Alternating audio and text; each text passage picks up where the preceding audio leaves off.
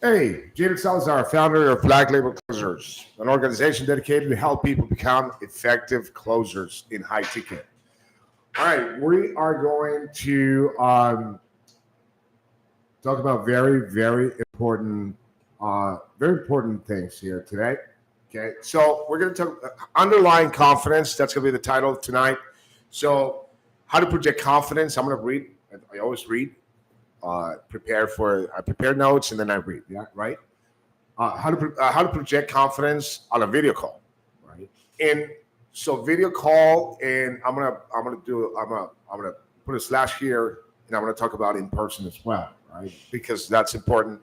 It's a little bit different, or it's different. I'm not gonna say a lot different, a little bit different, but it's different, right? Being in person, being on video, right? Two, how to project confidence on the phone. How do you project confidence on the phone other than how you sound? These are the things that not very commonly you'll find in a training course out there, right? Third, why your physical posture has a lot to do with projecting confidence, all right? Um, and fourth, eat healthy so you have your natural stamina. All right, we're going to talk about those things, and we're going to have fun today. All right, excellent. Not many people joining right now, but it typically takes traction.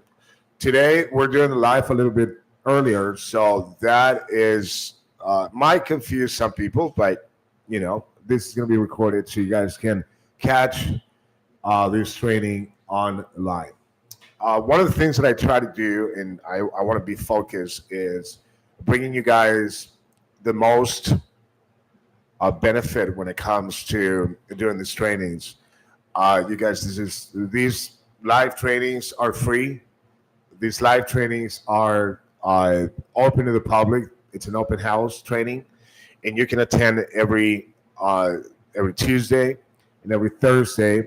I try to do it as consistent as possible. Sometimes I can't do it a Tuesday, but it'll for sure. I mean, something exceptional has to take place, like health issues or whatever, for me not to do either the two, at least one live training. All right, I try to be as consistent. So that's the reason if you join our school community, skool.com, you're gonna find out, because I always send that email if for some reason I'm not going to show up, right? So if you don't get the link, I'm not showing up. But if you do get the link, which is going to be 90% of the times, Tuesday and Thursday, you get the link. All right. So we're going to talk about things that are for some reason, every time that I take someone who's been trained somewhere else or has some experience, and I want to be careful when I say experience, because yes, experience has to do with time, but the best experience is when you have done something for a period of time, but you've done it right. Because you can have experience doing something, mediocre, right? You can have experience doing something that's wrong. So if you keep doing things wrong, you're going to get the same results if you don't fix the problems, right? So that's very important to understand, that if you are going to have experience, a lot of these people that pay for programs and they go work, I don't know, they just don't understand the core, what's inside the core of the cell structure. And the core, the very thing that makes the core of the cell structure, is not in the technicals, it's not on the script, it's right in here. It's right in here. It's who you are as a person. And this is the reason why, if you're considering getting into sales, you have to sort out who you are as a person. You have to define your personality. I don't mean to make it harder than what it is. Obviously, everybody has the potential to fly a plane. Everybody has the potential to do brain surgery. Everybody has the potential to climb Mount Everest. Everybody does. But does everybody, or can everybody do it? That's the question, the $1 million question right there, right? Uh, do I have the potential, the IQ, the intelligence to learn how to become a brain surgeon? Yeah, I do. Even at my age, I can go and learn if I go and pass the classes and decide, at my age, I'm willing to take 18 years of my life to dedicate, which it's going to be pretty absurd by the time I graduate. But I'm just hypothetically speaking, right?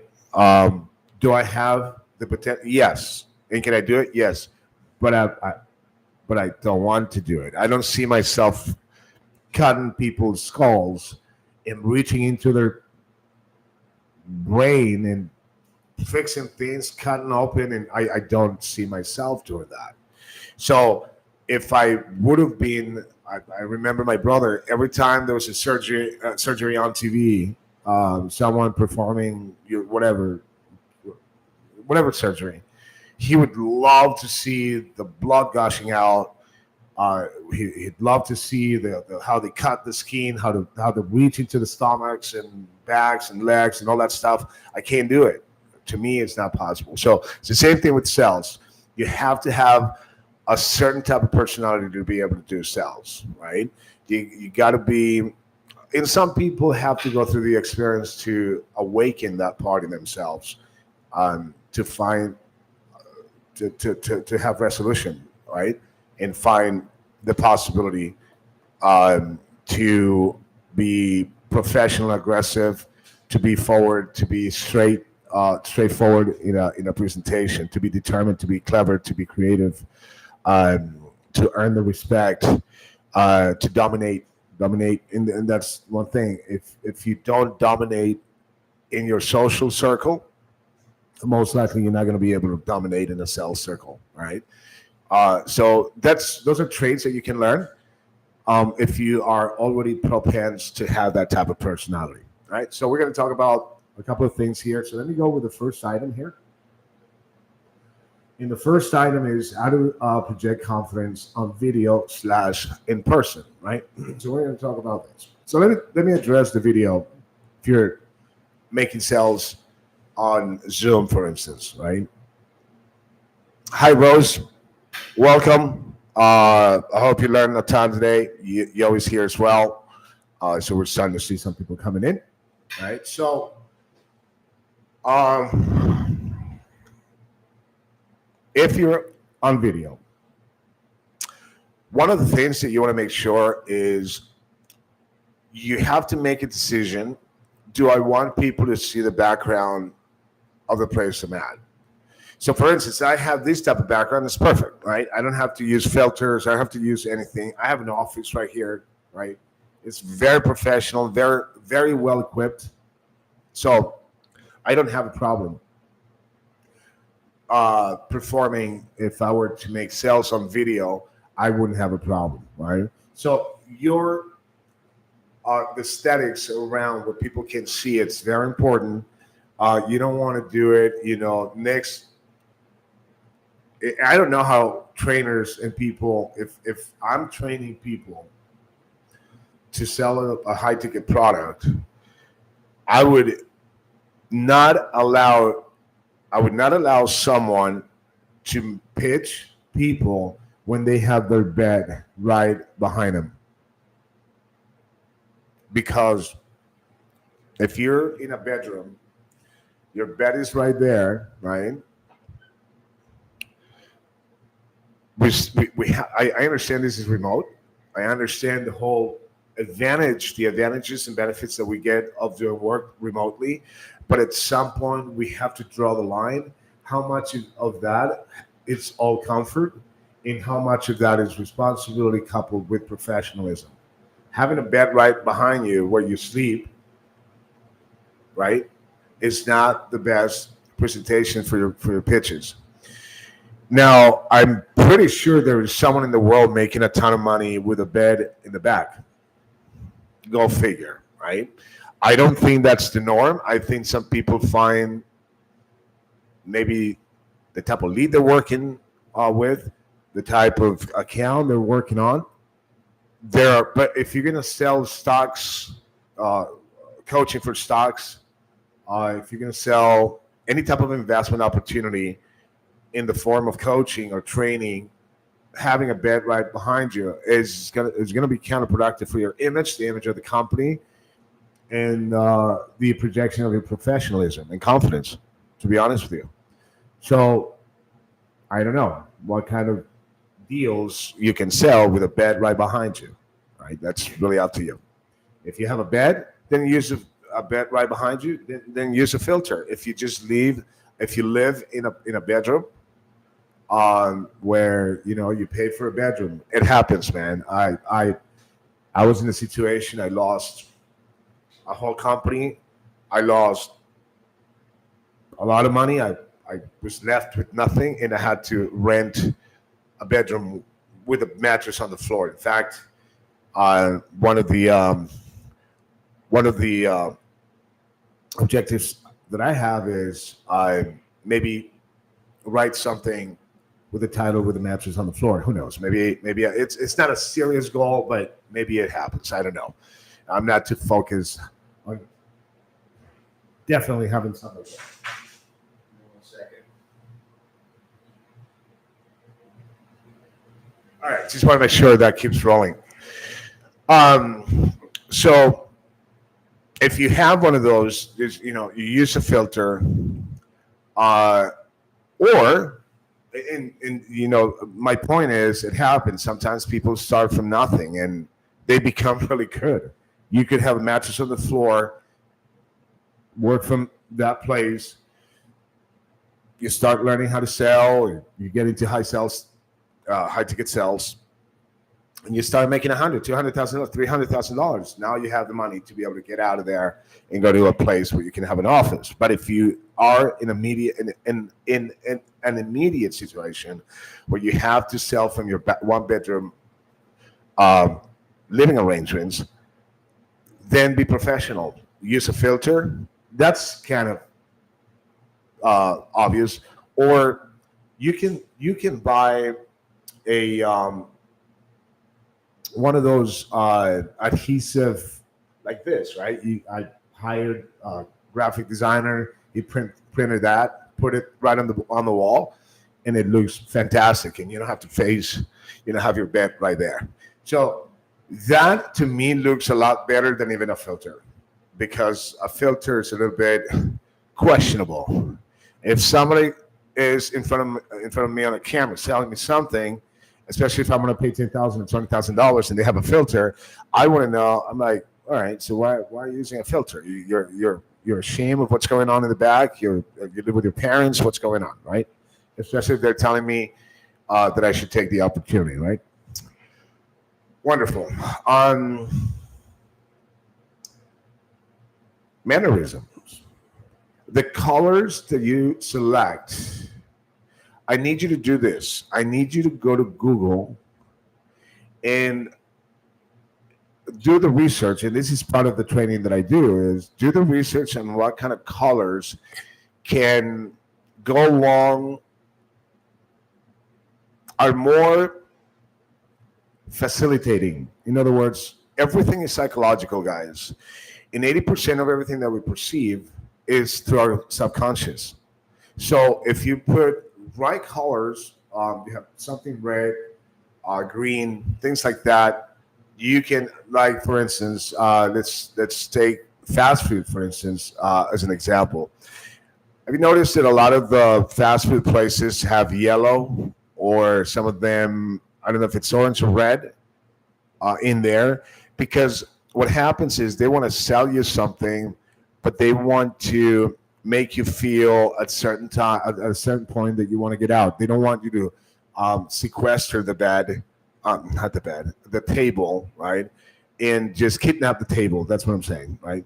Just kidnap the table and sit there for hours and hours because they need a table for customers. So they want customers go in and out, right? Colors in Walmart, in Target, those colors are there for a reason. These people study marketing very well, and they spend billions of dollars finding this stuff out. So the same thing, you got to manipulate the visuals when you're doing a presentation. Dress for the occasion. Don't overdo it. Don't throw a suit and a tie, because nowadays it used to be the proper way to be able to present yourself to a high ticket sales back in the day, right? We're talking about 20 years, probably for 20 years.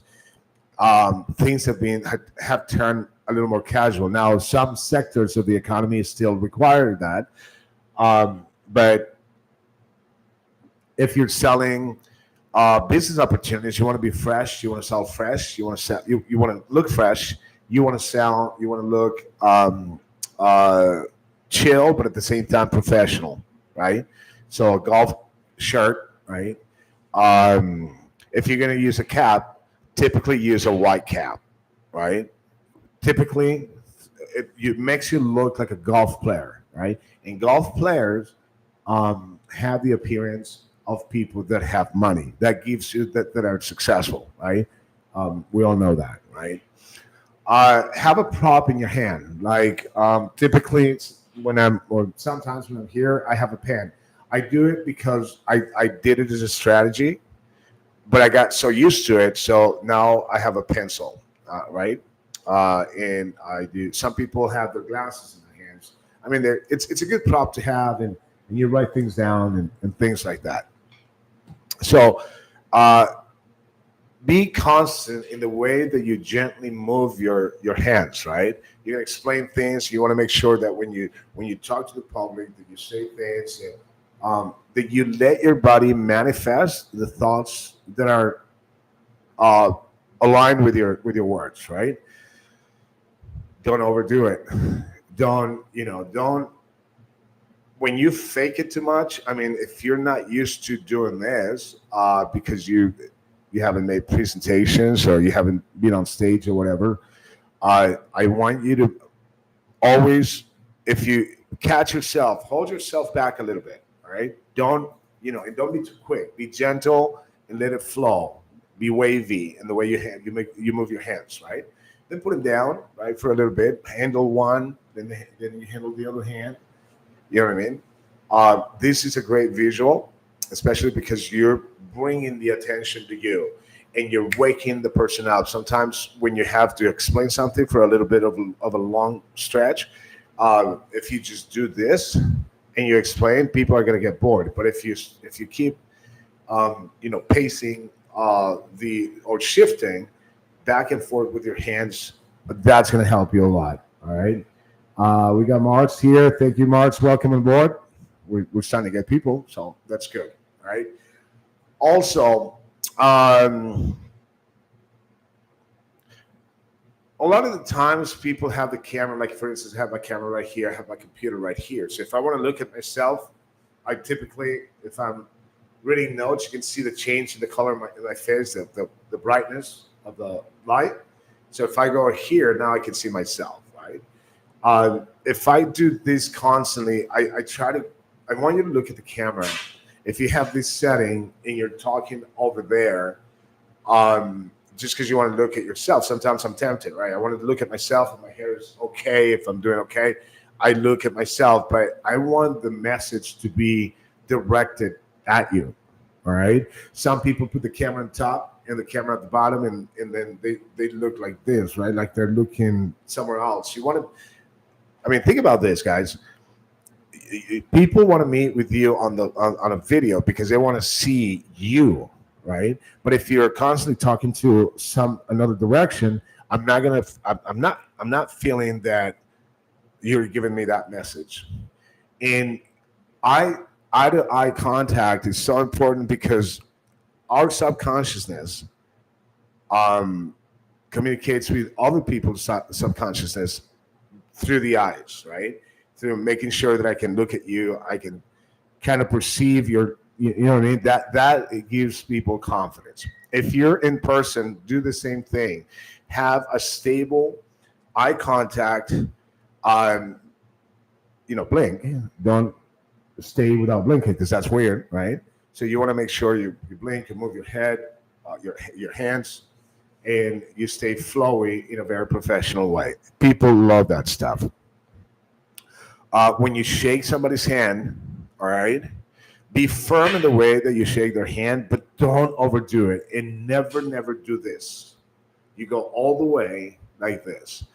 Don't, a lot of people, a lot of confident people, and even people with fake confidence, and I'm talking about when you're physically involved, right? When you're face to face to a customer, they grab both the hand and the arm, the forearm, right?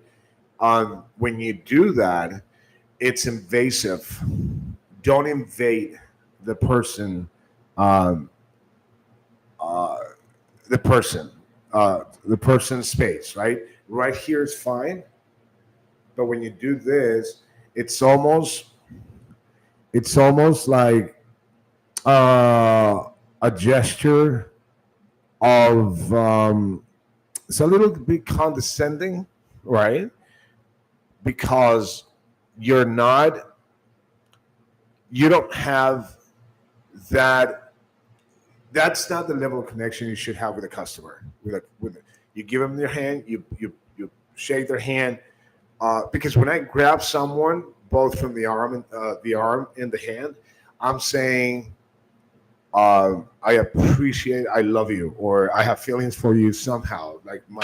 A person that I respect a lot, I do that, and I'm communicating more than just greeting a person, right? So I make sure you don't overdo it, right? Dress, always have, I don't know, and I've heard this from some of the best. Always have one outfit. And back in the day, we used to say suit, right? Always have a suit. Nowadays, have an outfit that is expensive, something that is expensive, something that you can tell it's expensive, even if it's one set.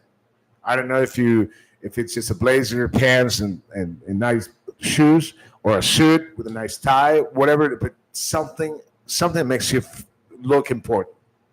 That's going to give you confidence, especially when you have meetings with very important people. You can throw it on, and be part of, not an outsider.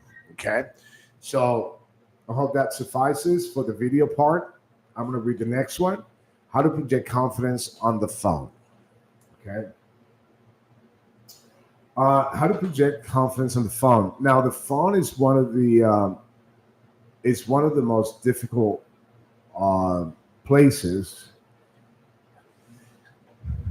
You have the sound, and I should have paid attention to two and number three, because I'm gonna combine them. So the number, how to project confidence on the phone, and why your physical posture has a lot to do with projecting confidence. I'm gonna combine those two in the explanation, because some things work better if they're attached to others. So the first thing, and I've talked about this before, is your voice fluctuation has everything to do with how you appear, how you present yourself in front of people. I know that professionalism has changed a lot, right? And I had to learn this at some point in how to deal with a younger audience, right? You got to be energetic, you got to be a little goofy, a little loud, right? That's when you're doing a presentation on stage. When you're on the phone, and if you're selling high ticket and you're 22, even 25, you should be a little bit more aligned with with the maturity that you're supposed to have at the age of 25. But some people, they're still a little bit behind. Late bloomers. The majority of people you're going to deal with are people. Now, think about it. The people that invest 20K into an investing opportunity is not typically, you're not going to have young people giving you $20,000. Typically, I'm not saying that this is a rule, and I'm saying it from my experience. In 90% of the people that I've talked to, maybe even 95% of the people that I talk to on a regular basis when I'm on the phone or video, whatever I've sold in the past, are people who happen to be of age where they can invest. If I want to boil it down to on an average, it's 45. That takes care of the people who are 35. You start seeing, a good number toward the people who are 35. When you get into the 40s, there's a lot more. Between 40 and 50. That's the peak of the amount of people that will contact you for it, and then it depletes.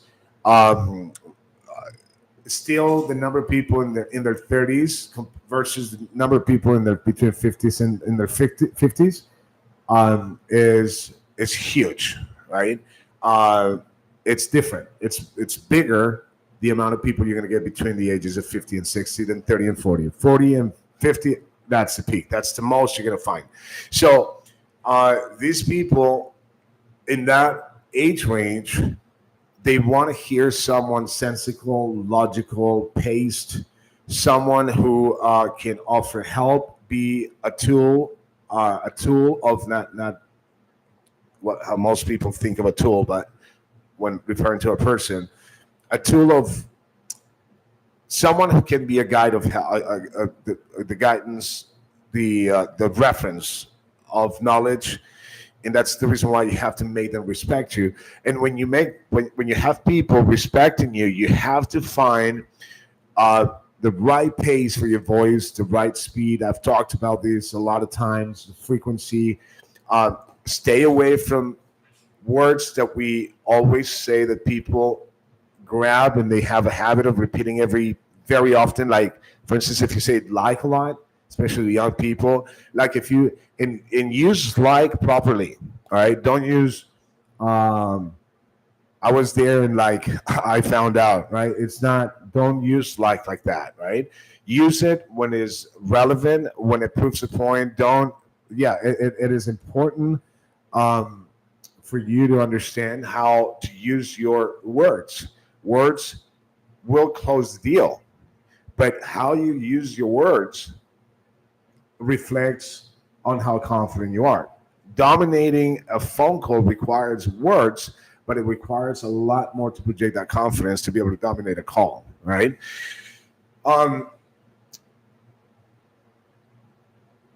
If you're gonna joke,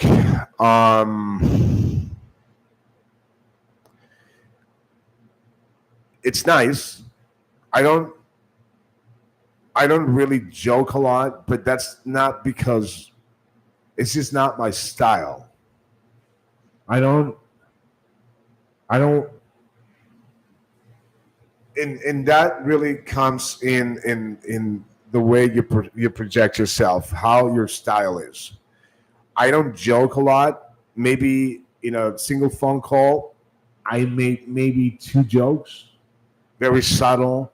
I don't tell jokes. I'm not gonna be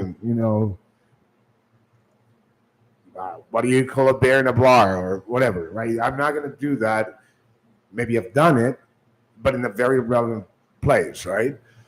Or maybe a quick remark, boom, everybody laughs for a little bit, and then we move on. And I don't want to keep talking about jokes. I want to keep being professional. The more you keep the conversation down to the professionalism, the more people are going to respect you. This is so I put number 3 and 4 together, number 2 and 3 together.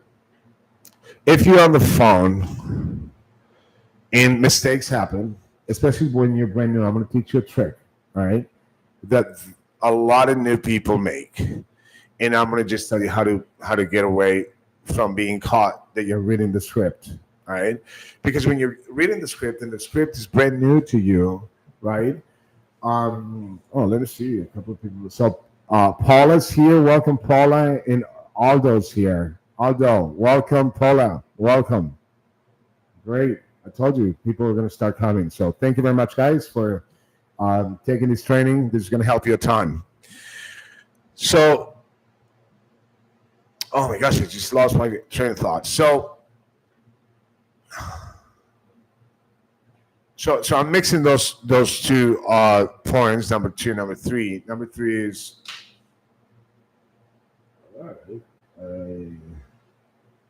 greetings. Hello, Paula. Greetings. Oh, I love it. Awesome. So the second and third was how to project confidence on the phone. And the third one was why your physical posture has a lot to do with the project. I know this is going to sound kind of weird because, nobody talks about this unless you're really talking to like a Tony Robbins type of guy. How you handle yourself physically, both on video, in person, or on the phone. And here's where it catches. I mean, people understand, okay, physically, how you move. Of course, it makes sense. If you're on video or you're in person, it makes sense that people are looking at you. But on the phone, people are not going to look at you. No. People are not going to look at you. But we are all connected. There is, especially when you're connecting to a person, when you're verbalizing or communicating to a person, and that person is communicating back to you, there is a flow of energy that goes back and forth. And that energy is projected in the way that you feel. We feel and we project that energy. I don't know if you notice, sometimes you see somebody who's very happy all the time, and then all of a sudden you talk to them on the phone and they sound a little bit down. And you're going to be able to ask them, why do you sound down? Even if you fake it, at some point you're going to sound, your energy, people will register even subconsciously that you're not, like if you just had a problem with your wife or your husband or something is wrong, you're behind your credit cards or whatever, and you feel a little bit down, they're going to notice that, right? So what you need to do is you need to control that in the core. Remember in the beginning I told you that the core of the cell process is not in the technicals or in the philosophy of cells, it's in the core of who you are. And this is the reason why you got to be careful if you're going to become a salesperson, if you really want to become a salesperson, because guess what? These things you have to dominate. It's kind of like a rock star, right? Rock stars have, however, the show must go on. Whatever happens in your personal life, it happens. The show must go on. You cannot allow your personal life invade your business, your business moves, your professional life, right? So you got to be careful. First of all, dominate your tonality so that people don't catch that you are suffering on the inside. All right, leave your ego at the door. If you are, one of the things that I love doing when I'm on the phone is I get up and I pace. But before we talk about pacing, how you sit in your chair also has to do with how powerful your voice comes out, even when you're taming your voice. Just because you tame your voice doesn't mean it doesn't come out powerful. You can whisper a powerful message. Now, of course, you're not going to whisper a pitch, right? But sometimes that pitch needs a little bit of whispering. Boom, you come down. You're not going to talk like this. Of course not.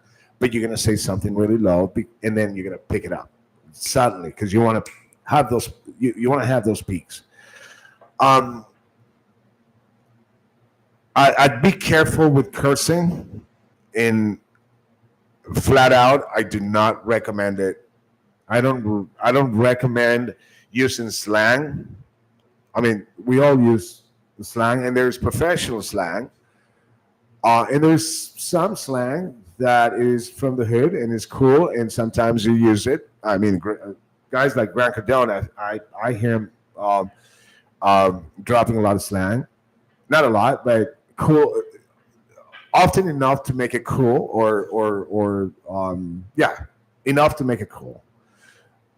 But if you like, I know that if I use slang, to me it just doesn't go with my personality, right? And if if you if you're very outgoing and you use the F word, and then you use whatever word, right? That's a faulty. I don't recommend it. I just don't recommend it. If I'm managing an account and I hear someone, even if the person on the other end is cursing and they feel very comfortable, I don't want to have that. I would never. I would make concessions to explain to this person that they cannot do it, because next time if they do it, if they keep doing it, I'm not going to have them. Because it destroys the integrity of your process, and it destroys the integrity of your personality, of the respect that you have to have, that these people have to have for you, right? It drops you a degree or two of the respect chart. So I don't recommend it. That's just me. And some people are very, very effective, and they curse, and that's fine. The reason why I don't recommend it is, number one, it drops the level of quality of your pitch, and number two, you don't know who you're talking to. Now, if you hear the person cursing and cursing and cursing, now you have to question yourself if this person really understands what being in a professional setting is. And if he doesn't understand what professional setting is, he might not have money, or he might just be a person who's wasting your time, even if they have money. So it's not that I don't trust somebody who curses. Actually, maybe people that don't curse are less trustworthy, but it's not the setting. I mean, if you are having a social conversation, you drop a word here and there. Like when I train, I drop some words, but when I'm with a customer, I respect the prospect. I want to offer that respect. We're extending a little bit today. Just we're going over the 30 minutes, but that's fine. That's okay, right? Let's talk about pacing. I love pacing. It just gives me energy. Just get up. If you're on the phone, get up and pace back and forth. I walk and walk and walk and walk. I walk back and forth. By the end of my pitch, I'm probably a couple of miles in. I walk a lot back and forth. I love it.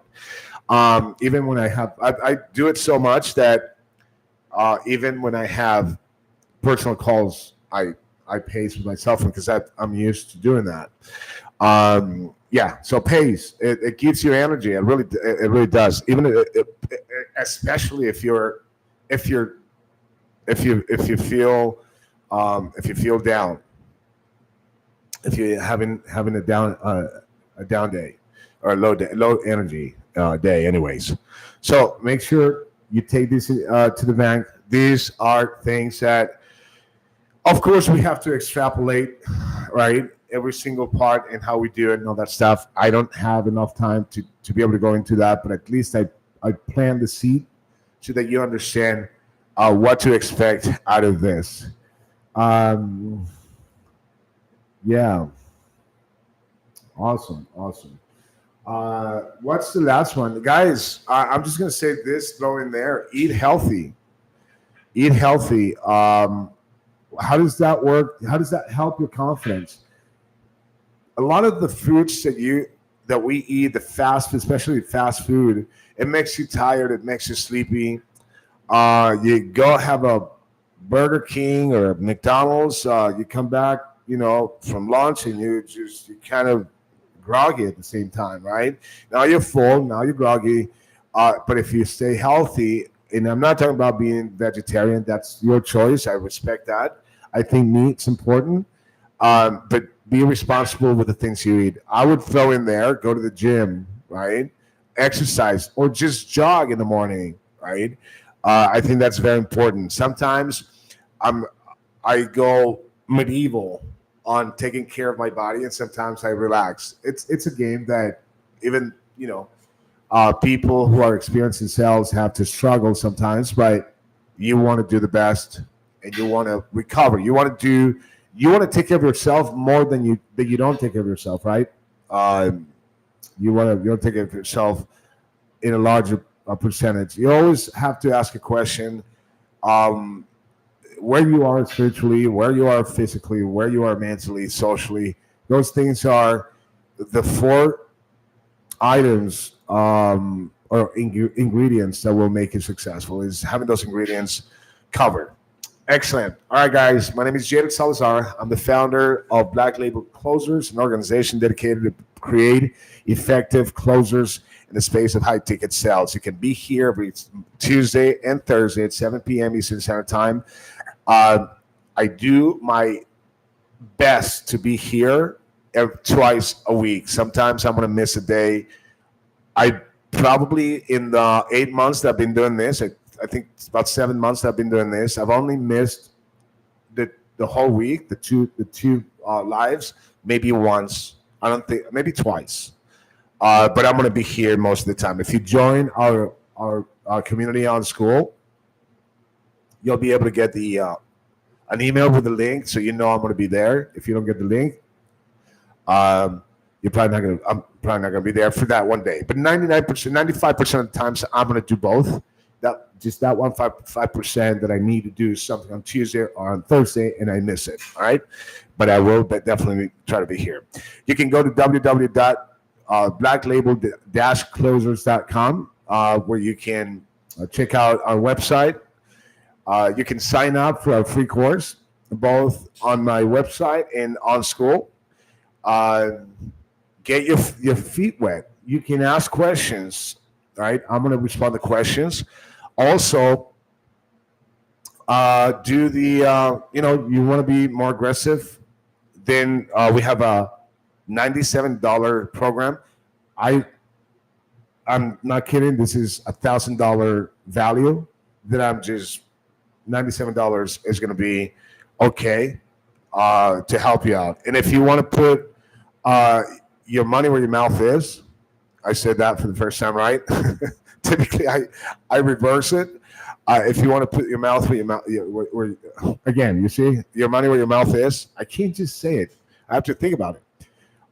You can sign up for the partnership, and I am probably I'm the only one I know in this business giving you the opportunity to make 50% commission if you sell that. So not only are you going to be trained, but also you are going to have access to be able to sell that and take 50% of that with you. All right.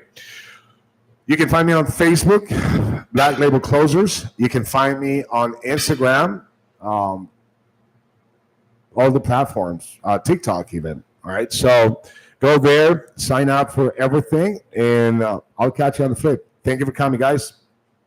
See you on Tuesday.